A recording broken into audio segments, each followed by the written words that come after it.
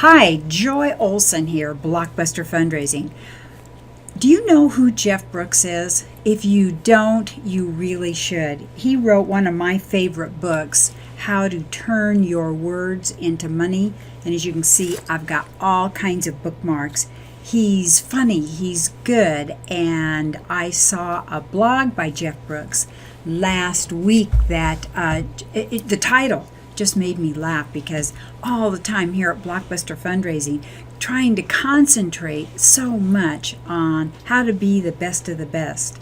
And here the title of his latest blog was 7 Bad Habits of Ineffective Fundraisers. And I was thinking, oh my goodness, if there's anything that we don't want to be, it's an ineffective fundraiser.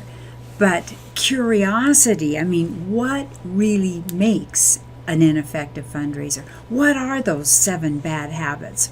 Well, Jeff says that ineffective fundraising is often the result of the mental habits of the fundraisers. Lack of resources, poor planning, bad economic times, even stupidity does less harm than these 7 bad habits. Wow. So conquer these habits and you'll raise a lot more money. Well, doesn't that stir up your curiosity? Do you wonder at all if you possess any of these bad habits of an ineffective fundraiser? Well, let's take a look. Jeff says, bad habit number 1 is being ashamed of fundraising.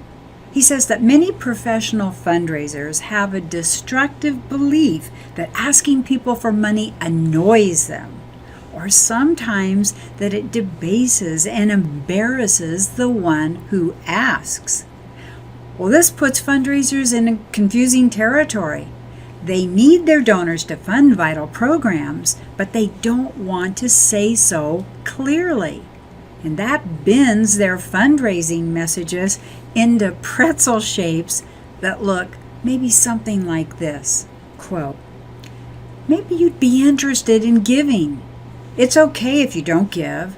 We're a very well-run organization, and we have many other sources of funding. You're a small fish anyway, to be honest.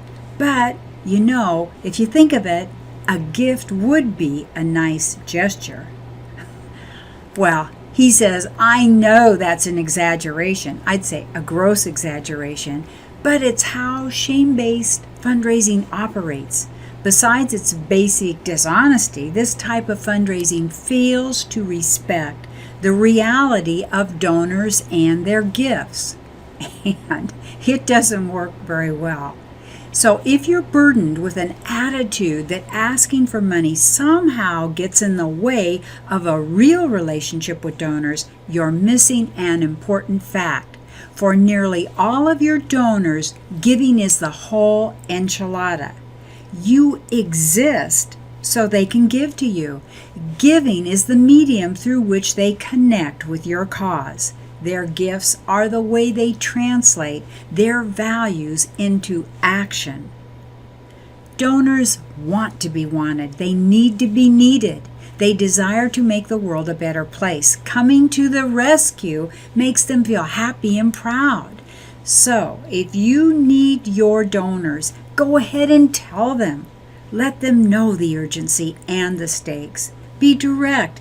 Don't hide your need behind a mousy veil of pseudo-politeness. All right. Bad habit number 2, Jeff says, is talking to yourself, not your donors. And this is a tough habit to break because it requires you to think outside yourself. You just aren't like them. Your thoughts, your experience, your education, your relationship with the cause, and most likely your demographic and your demographic profiles are very different from your donors. The moment you do something in fundraising because you believe it would appeal or not appeal to you, you are on shaky ground. Actually, you're not on any ground at all, Jeff says. You are floating in imaginary clouds because what appeals to you is almost guaranteed not to connect with real life donors. Wow. So don't create messages that would motivate you.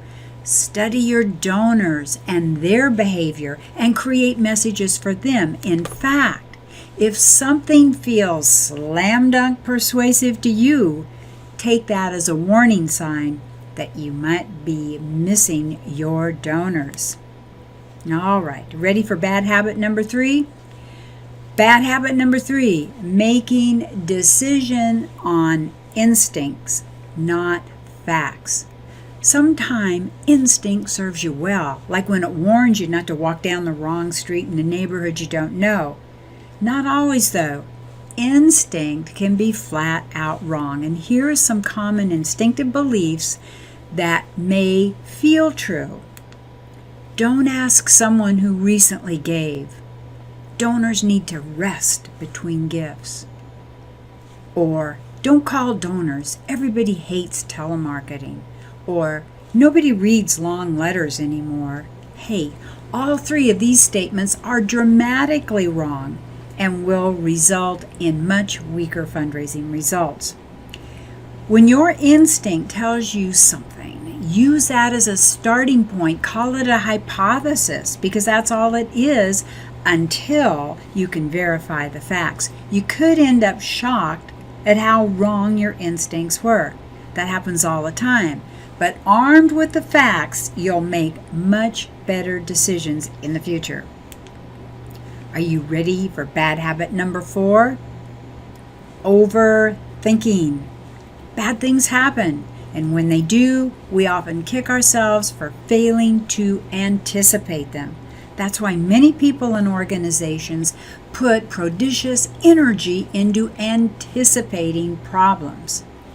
And this leads to overthinking, which might be even worse than underthinking. Jeff says, I've had an overthinker tell me that using a slightly smaller than standard sheet of paper for a direct mail letter could cause donors to think we're disrespecting them by skimping on paper, and presumably cause those donors not to give.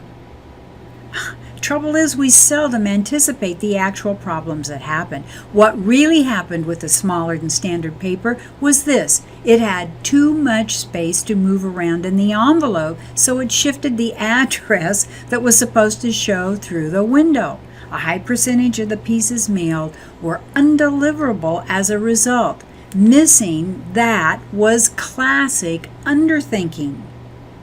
The bit about disrespected donors was overthinking. When you overthink, you end up building walls that are better at keeping innovation out than keeping you safe. Decisions made in fear do far more harm than the things you're afraid of. So cast out your fear. Bad habit number 5. Thinking fundraising is about transactions, not relationships. Most donors are a net liability for the first 12 months after you bring them on board. That is, it costs you more to find them and get the right message to them than they gave you. It's their subsequent generosity that moves them into the financial asset column. And the longer they stay with you and keep on giving, the more profitable they are. In addition, it's through relationships that you find and encourage donors to become monthly donors, major donors, or planned giving donors. And that's where your real money comes from. If your mental model of fundraising is that we're just trying to get people to give, you'll spend your money all wrong, Jeff says. You'll fail at thanking and reporting back. And your mental model will come true. You'll get little more than those one-time gifts from donors who find no reason to continue a relationship. Oh, that would be awful. Hey, bad habit number 6. Being addicted to change. Jeff says, I know it's boring to hear this, but most of the success in fundraising comes from plodding along with proven programs and making changes in incremental and measured ways. It means saying the same thing over and over, even though you're getting out of your mind tired of it. Many a nonprofit has set aside lifeblood fundraising programs because it got tired of them and suffered crippling revenue losses as a result. Don't let that happen to you. Stay disciplined. And last but not least, bad habit number 7, being allergic to change. Discipline is an important part of success, but it's not everything. We're standing at the edge of a new era for nonprofits. Our old donors are passing away. They're being replaced by boomers and younger whose motivations for giving are different from their elders, the traditionalists. The way we talk to them has to be different. At the same time, giving via the internet is growing rapidly and interacting in strange new ways with direct mail, print, broadcast, and other media. Digital techniques and tactics are different in some surprising ways. And as we all know, they change quickly. The electric combination of a new type of donor and a new medium puts us in a scary position. Change or die, Jeff says, and some are going to die. Yes, change is risky. New ventures fail more often than they succeed, but change is our only viable long-term strategy. Embrace change, and you have a long and hopeful future ahead of you. The good news about all these 7 bad habits is they are merely mental, less constraining than cobwebs. They can be changed in a twinkling of an eye. The bad news is mental chains can be the hardest to break.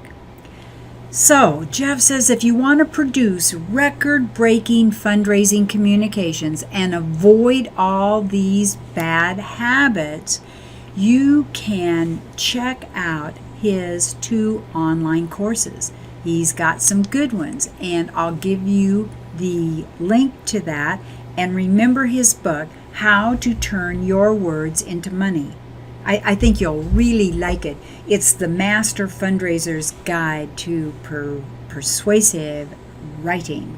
Anyhow, Joy Olson here at Blockbuster Fundraising. We're all about effective fundraising, bringing you the very best of the best in what's happening right now, what all the thought leaders, all the reports, the new studies, we're bringing it right to you on our Facebook Live every Tuesday at 1 p.m. Pacific Daylight Time. We show up all the latest and greatest on joyolsongroup.com, blockbusterfundraising.com, and we have over 300 free video fundraising tips on our YouTube channel, all to help you be the best of the best, to be the most effective fundraiser around. Hope you have a great week, a wonderful June, and this is Joy at Blockbuster saying thanks for having been here. Bye-bye.